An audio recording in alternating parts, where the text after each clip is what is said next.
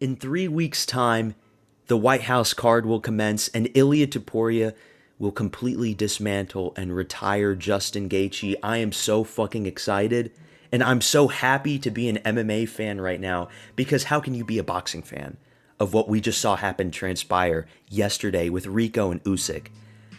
I went over to the boxing subreddit. Those guys are losing it, dude. I am so sad for those guys to be a boxing fan in 2026. They have completely gone berserk, man.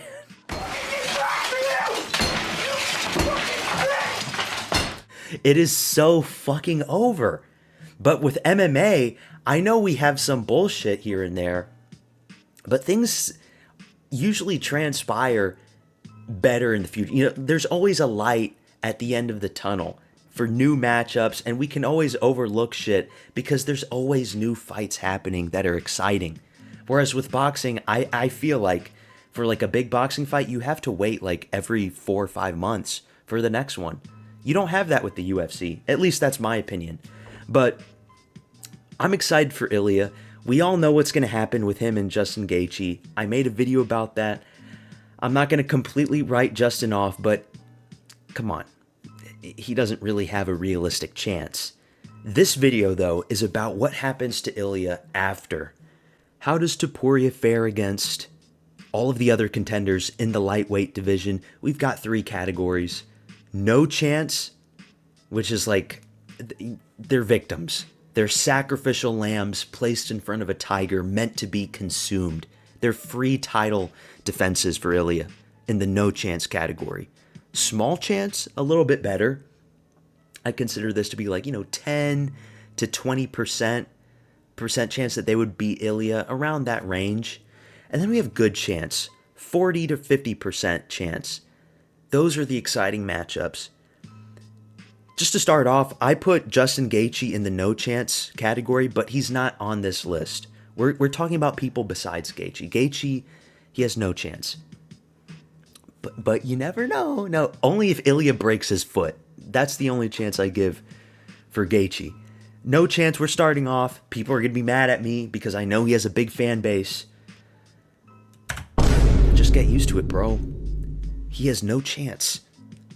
He is a victim. He is a stick bug.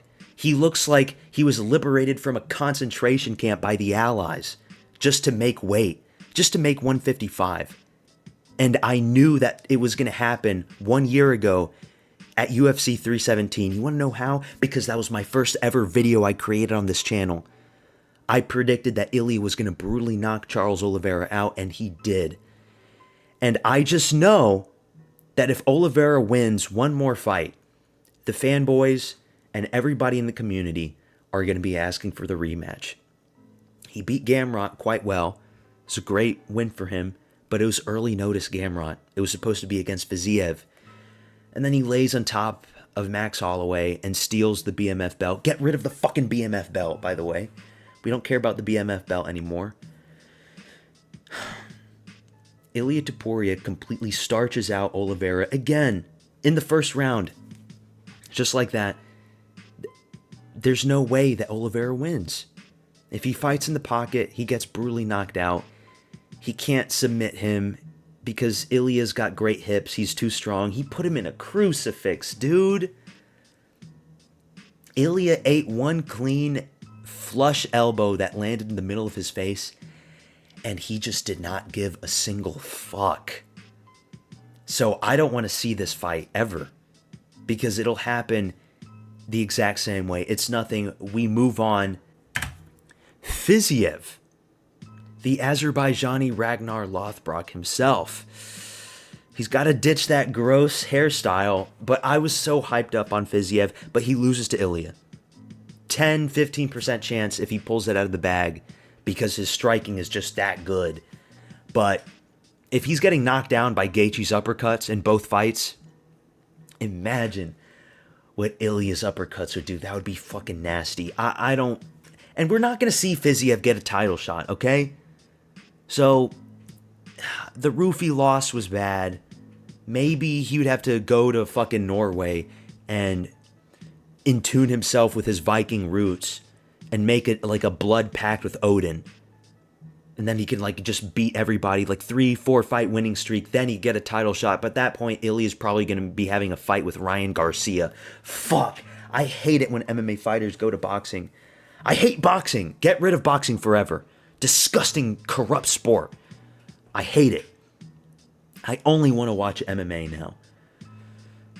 But yeah, Fiziev, he's a well-rounded guy. He still beats a lot of guys at lightweight. But he's just not going to be a caliber type of fighter that Ilia is in. You know?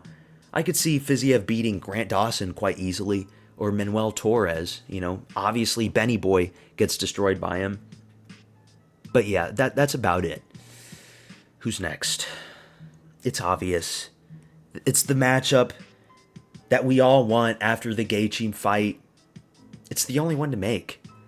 The question is the UFC going to try to stall it out? Are they going to do him versus Oliveira in a rematch? Because I would be fine with that too. 5-round fight only, main event for the BMF belt. But we need to see it. We need to see it. It's obviously Arman Tsarukyan. That's the big one. Number 1 contender. It's already been 7 months since the Hooker fight.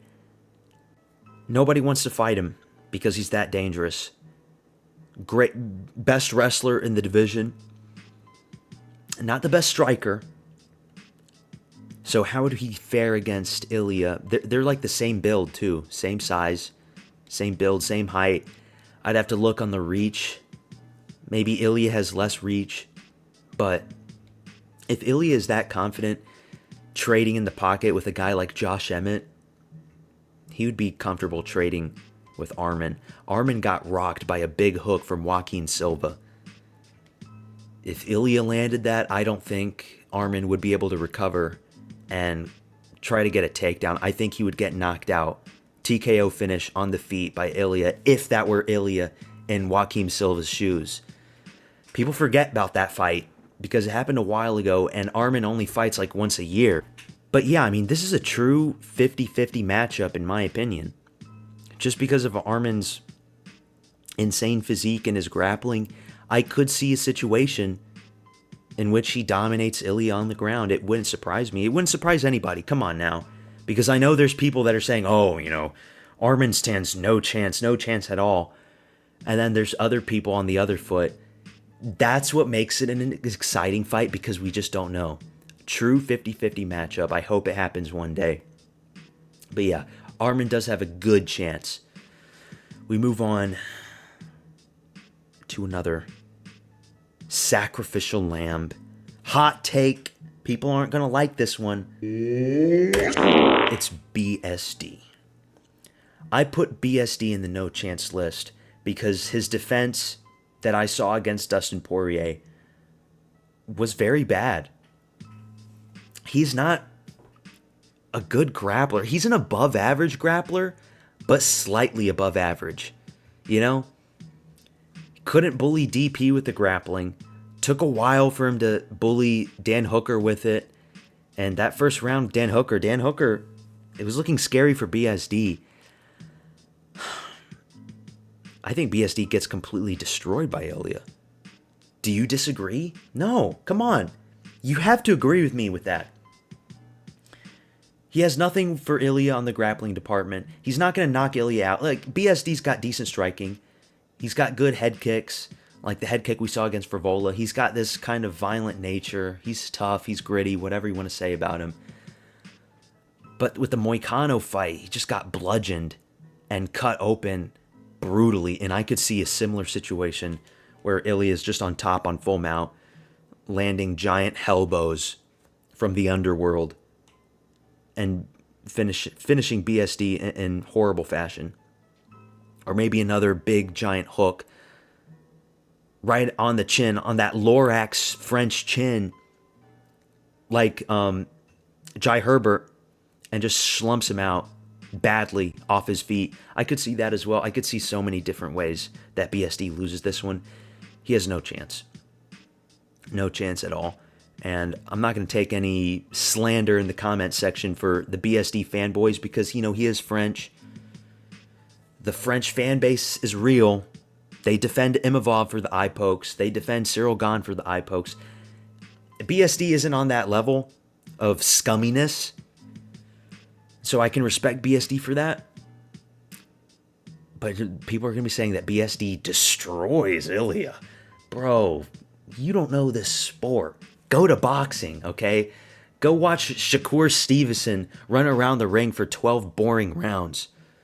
Get the fuck out of MMA, bitch. We move on to Quillen Salkilld. Big question mark next to Quillen Salkilld. We just don't know. But so far, so good. Since his UFC debut, he keeps on winning. Not against the best competition, granted. Except for Anshul Jabli. I mean, Anshul Jabli, that one was a really good win, of course. But, you know, from here on out, he sparks out Benny Boy. He gets into the rankings. He is now in the deep end of the pool. There are no more easy matchups for him unless they want to give him another freebie like Grant Dawson or something. You know, that's a winnable fight for him. But no, I think they're going to move him up in the rankings. They're going to give him a big name probably. I won't be surprised that they do him for like a main event in Australia for like a fight night, you know? He's already big in Australia. Let's go down the list. Benny Boy, Jamie Malarkey, the head kick against Nasrat Hakparas was great. Yanal Ashmouz wasn't the best performance, but, you know, it shows that he's well-rounded. And then the King of Lions, the GOAT himself, the Giga Chad of Manipur, India himself, Anshul Jabli. And I forgot who he fought in the Contender Series, but it was another guy. You know, he's very big and long for the division. Long in a good way. He's not like Ignacio Bahamondes, where he's just like a stick. He has muscle mass. He's in great shape. He's like 6 foot, long legs. Hey, you know, we saw Melchizel Costa put out Dan Ige with a spinning back kick. You know, one of these big kicks could land. Ilia got hit by a head kick from Herbert. And from what we saw with that Nasrat Hakparas head kick, I'm just saying, that's why I put him in small chance category. I'm not going to put him in no chance. Because we don't know. I mean, he got dropped briefly. It was a flash knockdown against Benny Boy from a jab. We don't know how good his chin is just yet. You know, how is he going to be taking these bombs from Ilia? How is he going to be reacting? I don't think anybody at 155 reacts well from taking Ilia's shots. So we don't know. But we might see this fight happen one day if Ilia stays in the UFC, and I hope he does. I hope he doesn't move away and face off, you know, someone at 170 or move to boxing. I hope we see him at 155 forever, because this is a very possible matchup if Quillen wins, like, his next 2 fights. If he wins his next 2 fights against good competition, title shot at that point. Yeah. We move on, though. I think the next one makes sense. Mauricio Rufy. Whoa, you're already on the hype train again? You put him in the good chance category? This guy got knocked out by Manuel Souza in the regional scenes. People learned that was a long time ago. He's only gotten better. He's about to get a highlight reel KO at the White House. Chandler has no chance. He looked really good and crispy against Fiziev. He's got good shot selection, good, accurate, precise striking, good range, good build. You know, he gets attributed to being like the Brazilian McGregor. I don't like comparing fighters to others, but like I can see it, right? The wide stance with his hands down. I give him less chance than Armin, but I do give him a good chance. Like, I give him a 33% chance. If Ilia and Rufy were to face 10 times, he wins 3 fights out of those 10, just because there are shots that you don't see coming from him, because he's that fast. And maybe in some of these fights, if they were to happen 10 times, he could land some type of head kick. I don't think a spinning wheel kick would land, because Topuria is very short, and he would just duck under it. Like Bobby Green's another guy that it worked on, but I don't think lightning strikes twice, is what I'm trying to say.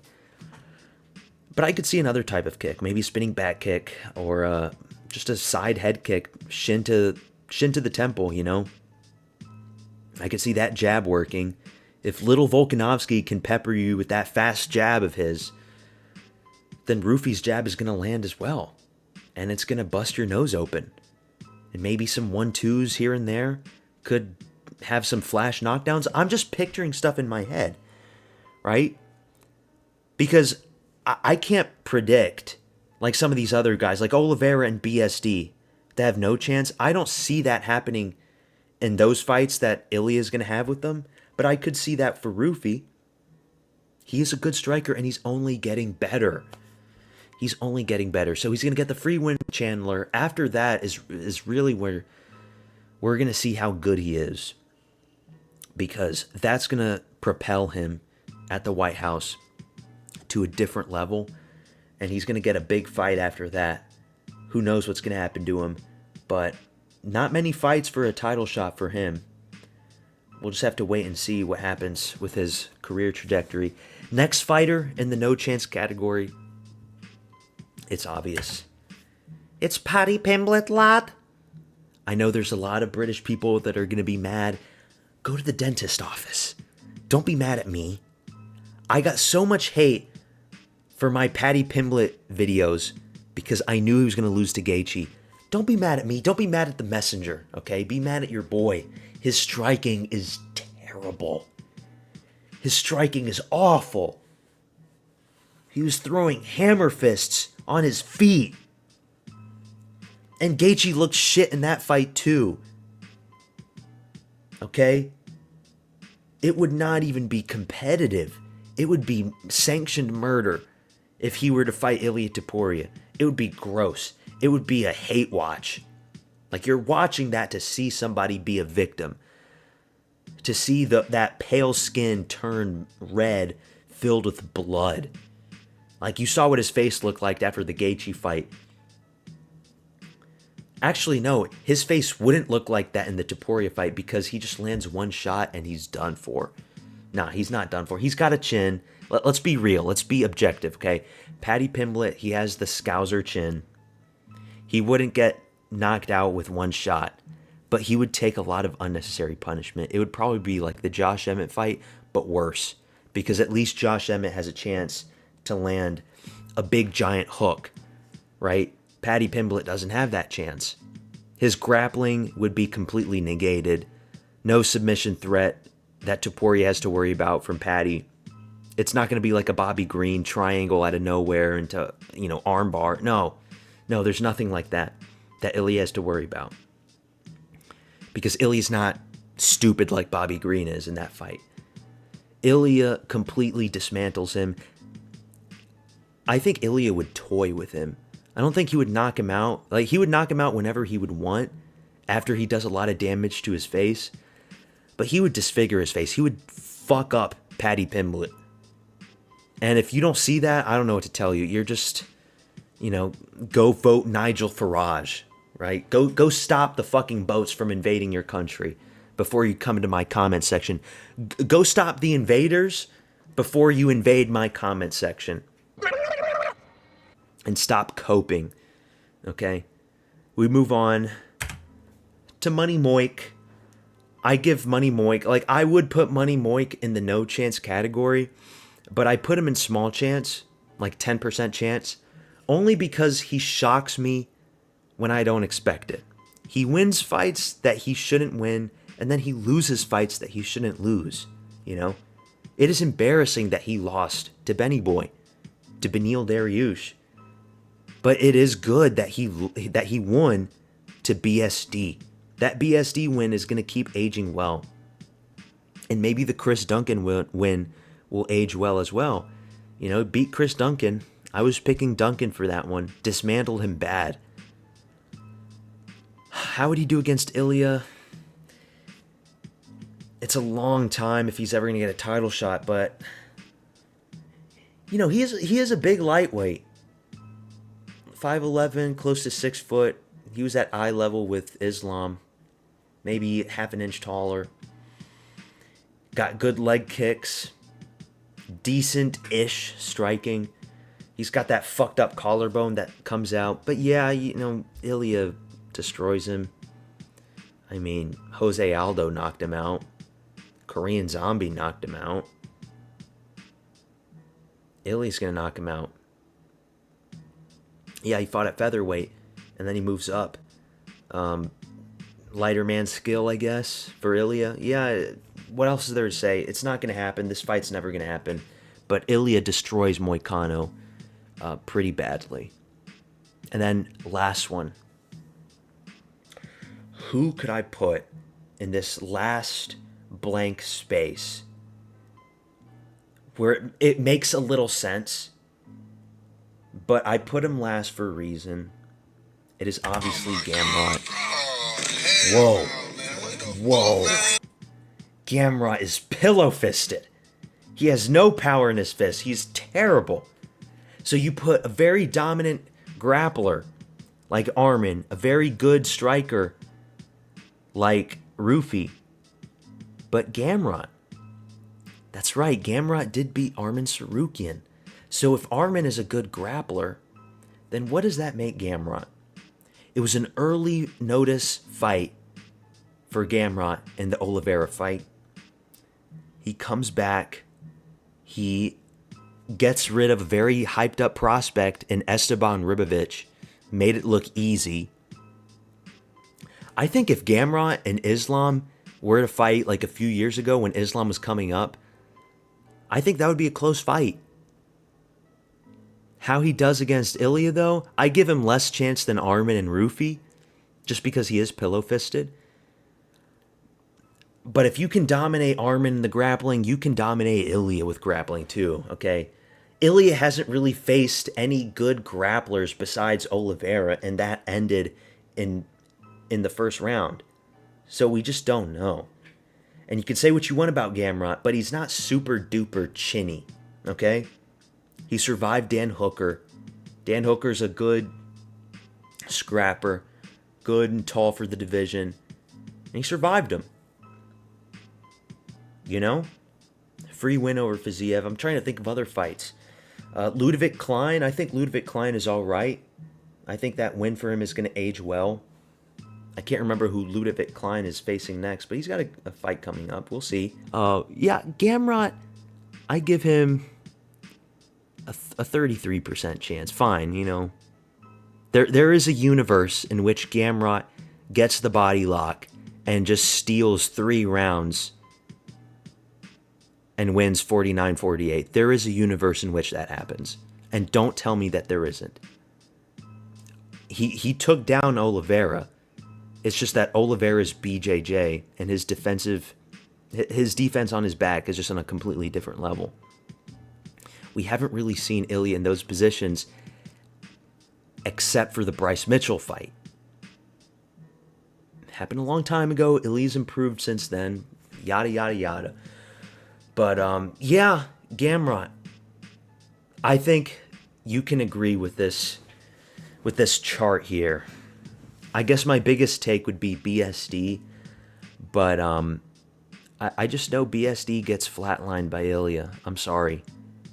If DP does that to you, Ilia does it worse. He just does. What are some other hot takes here? Quillin, big question mark with him. If you're mad about my Paddy Pimblett take, that he stands no chance, you're just an English nationalist. You know, I don't know what to tell you. Paddy gets ass raped badly by Ilia. You're just coping, bro. I don't know what to tell you. Keep coping. Keep smoking that hashish. You know, 3 weeks left. I'm fucking excited. I hope we get to see Ilia again this year. He has been inactive, but, you know, he had the issues with his wife. But now that's resolved. He'll be back. I want to see him against Armin in November, December. And then we can get the ball rolling. Because there's really not many super dominant champions that you can point to and say, oh man, that guy is going to be champion for many years to come. We thought it was going to be with Chimaev. We were all proven wrong.